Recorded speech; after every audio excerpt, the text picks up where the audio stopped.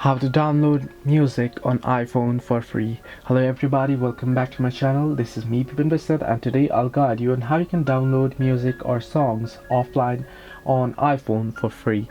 Now the process itself is quite simple and easy, so let me guide you through.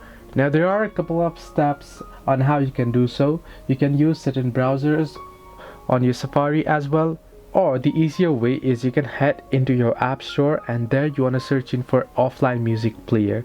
So you can get this and you can simply tap on get and you can download it. Once you download it, what you can do is you can go ahead and search for the particular song and that you wish to download it, and then you can download the particular songs there. And now once you have downloaded it, you can easily listen it offline as well.